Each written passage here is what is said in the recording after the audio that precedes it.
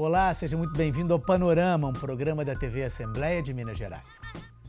Há poucos dias do início dos Jogos Olímpicos de Paris, aumenta a expectativa dos brasileiros sobre a performance dos nossos atletas. Em que esportes temos chances de conseguir mais medalhas? Quem será o destaque de cada modalidade? Quais os novos heróis dessa Olimpíada?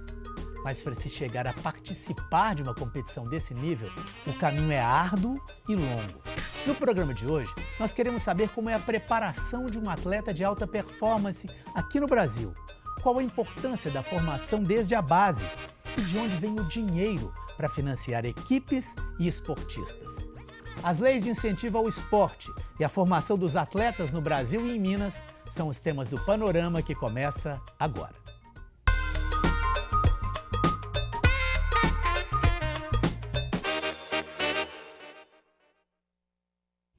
Eu recebo aqui no estúdio a professora da Escola de Educação Física da UFMG, Kátia Lemos, e também o gestor de projetos esportivos, Kellyson Salgado. Muito obrigado, Kátia, pela presença. Muito obrigado, Kellyson, pela presença. Eu queria começar perguntando para você, Kátia, justamente isso que a gente comentou agora no início.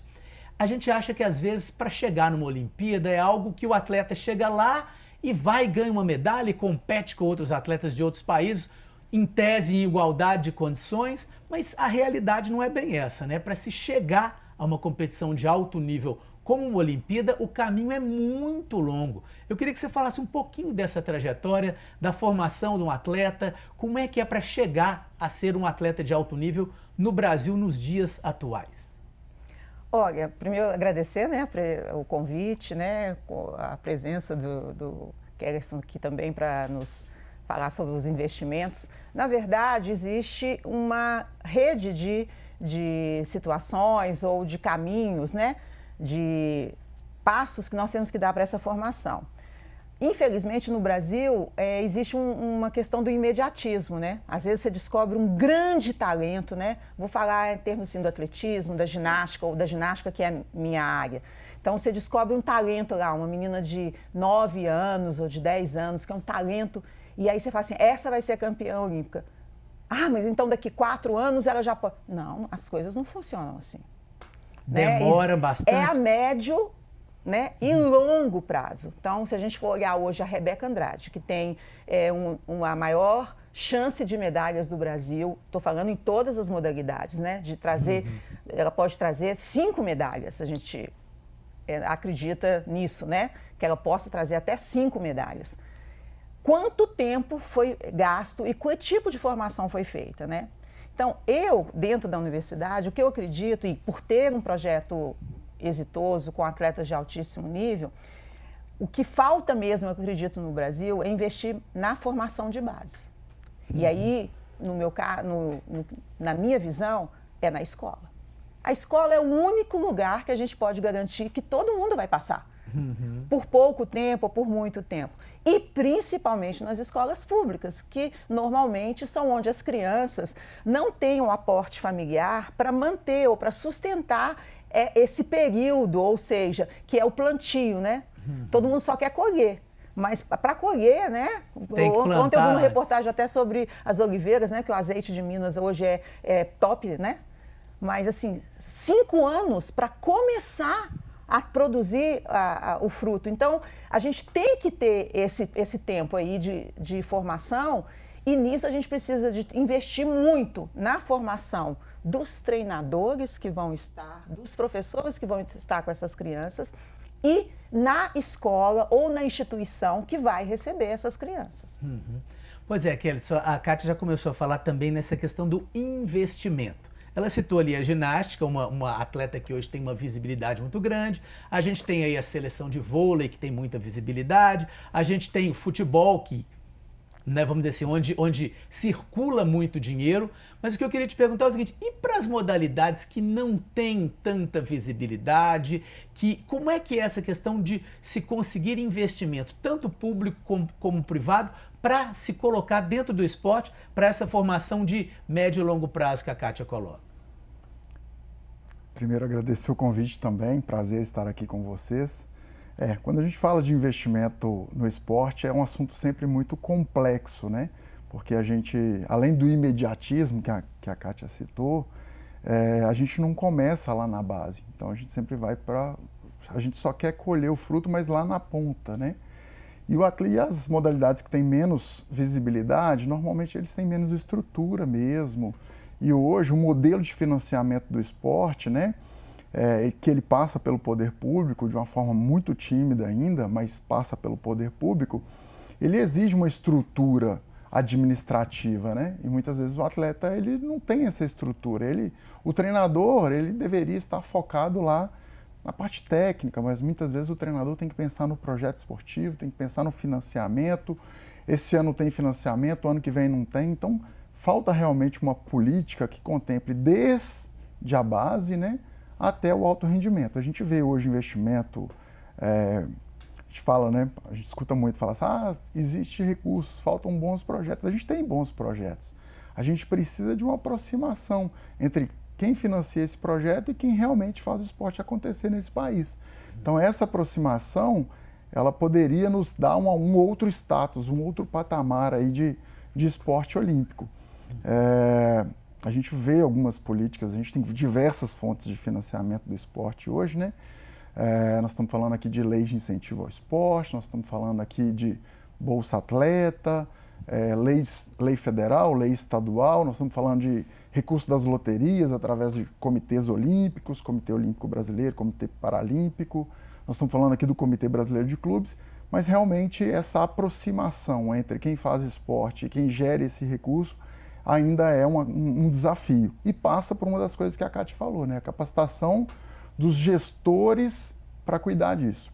E dar uma tranquilidade ao atleta de que ele tem aí 8 anos, 12 anos de desenvolvimento para que ele chegue em uma Olimpíada, que ele chegue com 100% de certeza que ele vai ter, durante esse período, ele vai ter os eixos básicos para o desenvolvimento, talvez o maior desafio da política pública de esportes hoje no Brasil. Pois é, você tocou no assunto que eu queria mostrar justamente o seguinte. Na teoria, existe até um modelo internacional que é adotado também aqui pelo Comitê Olímpico Brasileiro de avaliação de políticas públicas que seriam responsáveis justamente pelo sucesso esportivo dos atletas e de equipes em competições de alto nível.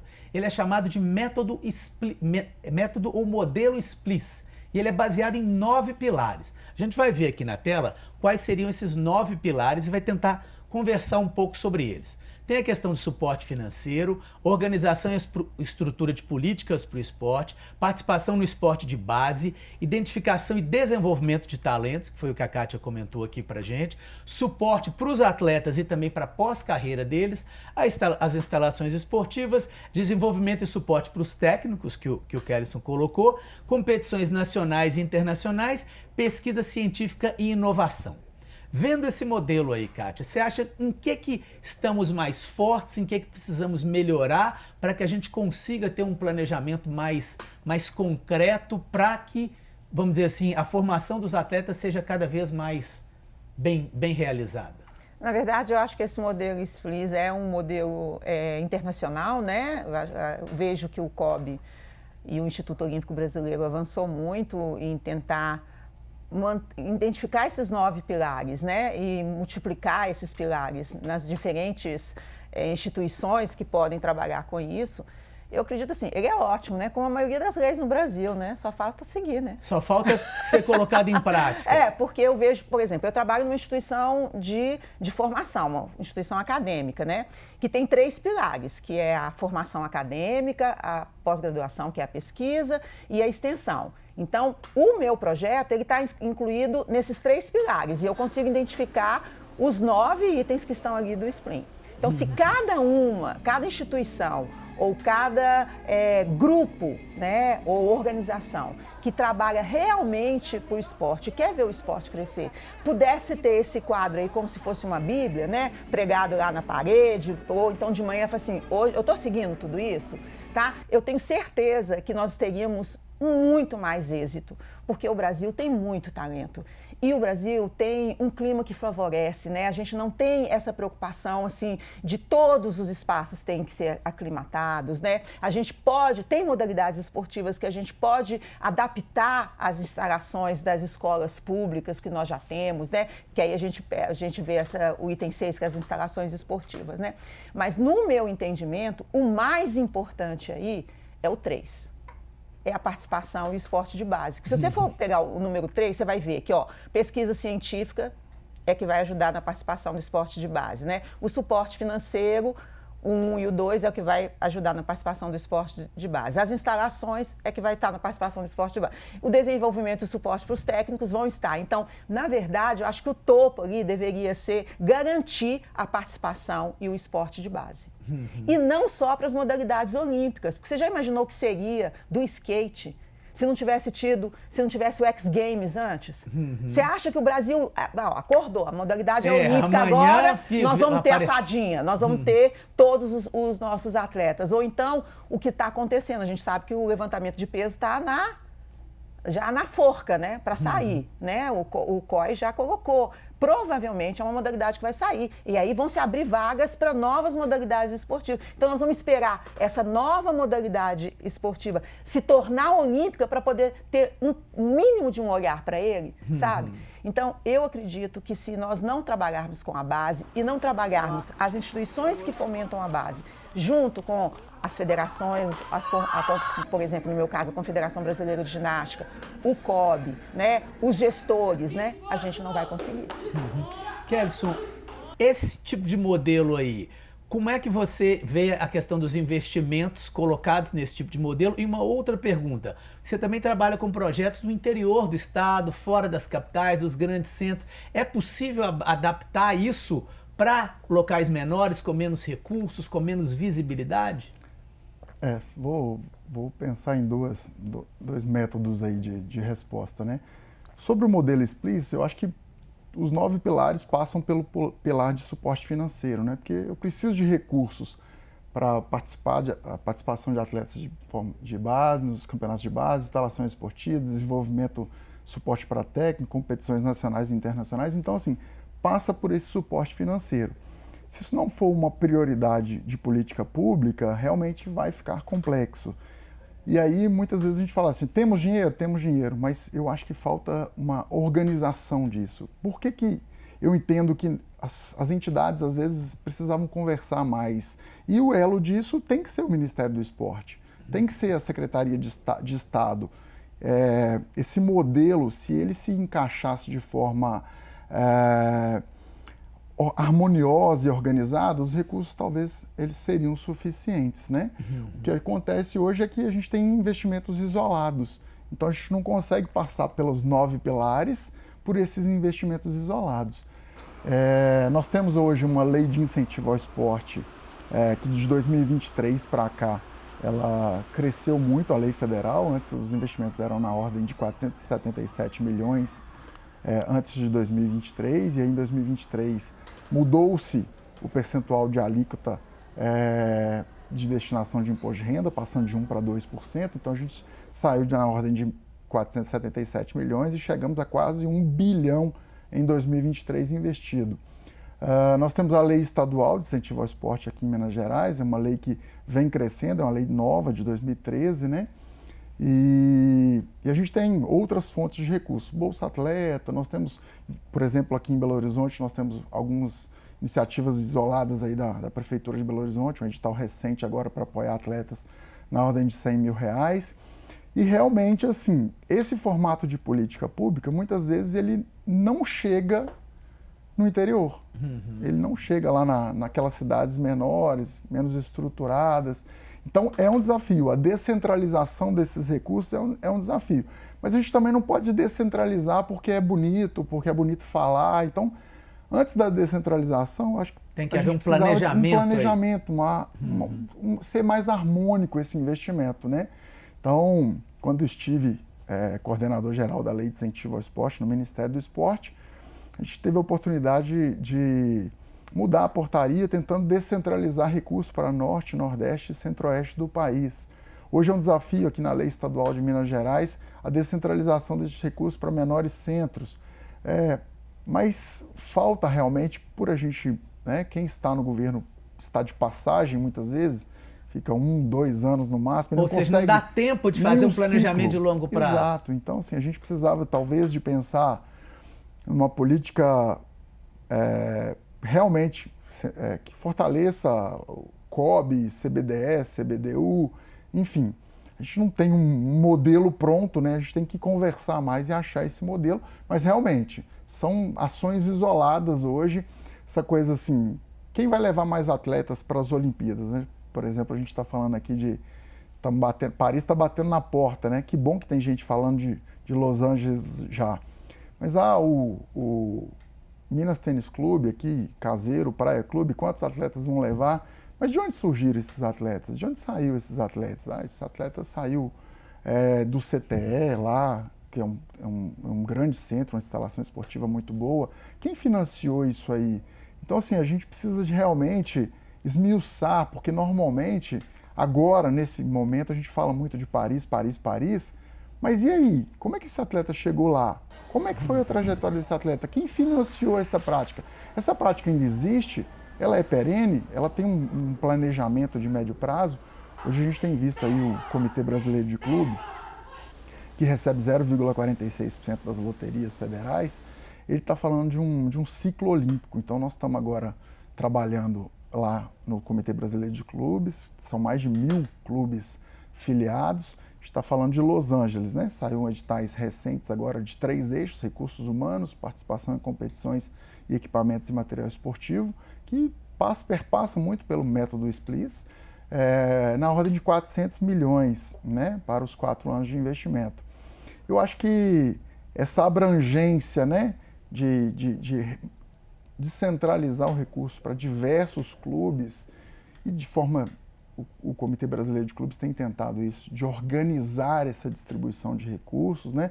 Que ele não deixa o dinheiro só ir para o atleta quando ele já está numa fase pré-olímpica, né? Ou seja, nós estamos falando aqui de Praia Clube, Pinheiros, enfim, Grêmio Náutico União de Porto Alegre, mas sim, ele distribui esses recursos para a base, onde a Kátia está falando que às vezes realmente falta o recurso para chegar. Uhum. Bom, queria mudar um pouquinho de assunto, mas também, né, continuando a conversar sobre captação de recursos, é que a captação para o investimento em projetos esportivos, muitas delas são as chamadas leis de incentivo ao esporte. Aqui em Minas, para esse ano, o volume de recursos a serem captados pela lei estadual já se esgotou. Um seminário aqui na Assembleia debateu um possível aumento do teto de recursos para serem captados. Vamos ver aqui na reportagem. O evento reuniu especialistas para uma discussão sobre o aprimoramento da legislação.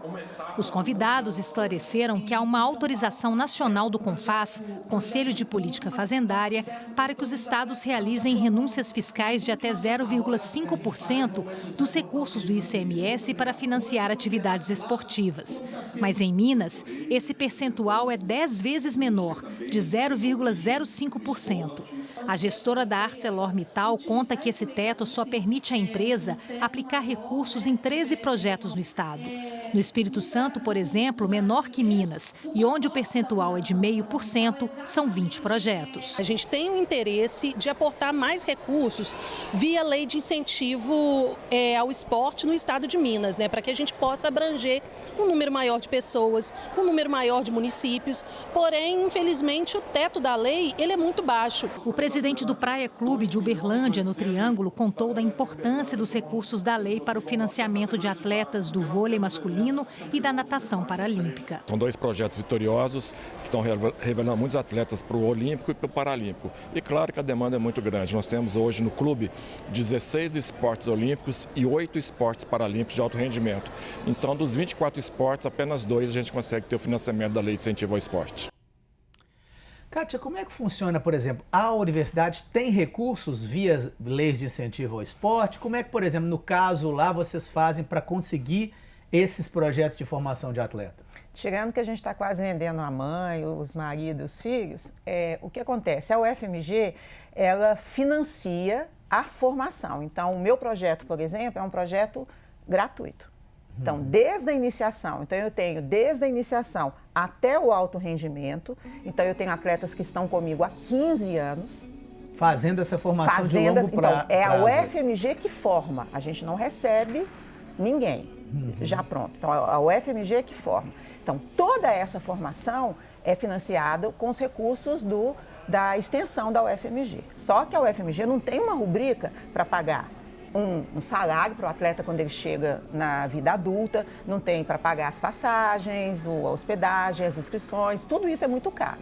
Então, a gente tem que buscar isso através das políticas públicas. Só que o que acontece? A UFMG é uma instituição federal. Ela não pode pleitear uma verba na lei de incentivo, porque na lei de incentivo ela tem que abrir uma conta específica para receber esse recurso. Então, o meu projeto, o CTE, tudo bem, conseguiu, porque era uma instalação. O CTE, o que é? É o Centro de Treinamento Esportivo, que é uma das melhores instalações do mundo para atletismo, natação. Não estou mentindo, não, né? Não. Inclusive, a Inglaterra veio se preparar aqui, nos Jogos de 2016, tá? Então, por exemplo, o meu projeto, que é um projeto extensionista, né? E eu trabalho com crianças e jovens de situação de vulnerabilidade social. Se eu vou pedir um apoio, eu tenho que ter uma fundação por trás, apresentar esse projeto. Além do mais, eu sou treinadora e sou professora, eu não tenho formação, a formação que eu quero para poder elaborar um projeto dentro da lei. E não tenho recurso para pagar alguém para elaborar esse projeto para mim. Aí eu vou pela fundação. Então, assim, nós somos contemplados recentemente pela lei, pelo esse projeto da SMEL, fantástico, da Prefeitura, de apoiar atletas de Belo Horizonte em competições. Só que eu tive que devolver recurso. Porque não conseguiu... Porque eu até entendo, a proposta é realmente de favorecer quem não não tem um clube por trás. Então, eles amarraram de uma tal maneira para que o recurso realmente fosse usado só para aquele atleta, que eu só posso gastar o dinheiro quando eu recebo. Como é que eu compro passagem recebendo recurso 5 dias antes de eu viajar? Ou 3 dias antes de eu viajar. Entendeu? Então, eu devolvi dinheiro porque eu não consegui, e também pela minha incompetência de formação para essa área, entendeu? De ser o gestor do projeto. O mais importante que a gente tem que entender aqui, é que sem um melhor treinador, não tem o melhor atleta. Sem o melhor atleta, eu não tenho a seleção olímpica. Sem dinheiro, eu não tenho nada disso. Então, com a palavra, o Kelson aí, como é que a gente pode, por exemplo, essa questão desse limite de recursos aí? Outros estados, pelo que foi falado na reportagem, têm um limite maior. Quer dizer, na prática, tem mais projetos sendo patrocinados, mais dinheiro envolvido. Minas está, vamos dizer assim, segurando um potencial aí que poderia ser melhor desenvolvido? Minas Gerais é um celeiro de grandes atletas. Já tivemos na história aí de Jogos Olímpicos muitos atletas revelados, detectados aqui em Minas Gerais. E o investimento do Estado ele é muito restrito. Então a gente pega o orçamento da pasta da Subsecretaria de Estado de Esportes, que já foi uma secretaria em outro tempo e hoje é uma subsecretaria. Ele sofreu queda de investimento nos últimos 10 anos. Então, a gente já teve há 10 anos atrás, a gente tinha um investimento de 42 milhões.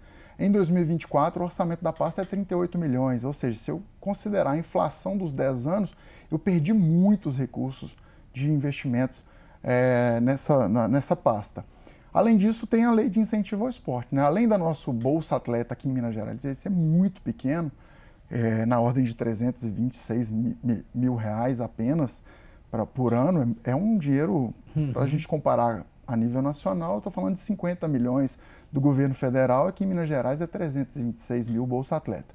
Mas nas leis de incentivo ao esporte, Minas Gerais é um dos menores estados de investimento nessa fonte de recursos. A gente tem, esse evento aí foi marcante aqui para o estado, porque a gente conseguiu mobilizar mais de 300 pessoas, projetos vão parar em Minas Gerais, porque Minas Gerais, o CONFAS, o Convênio Nacional, que permite que os estados concedam leis de incentivo ao esporte, ele realmente trata que o limite é de 0,5. Minas Gerais, ele investe 0,05% do ICMS arrecadado do ano anterior. Isso dá cerca de 26 milhões e meio no ano de 2024. Esse recurso já se esgotou em abril. No estado do Rio de Janeiro, se investe 0,5%, o teto nacional, na ordem de 137 milhões agora em 2024.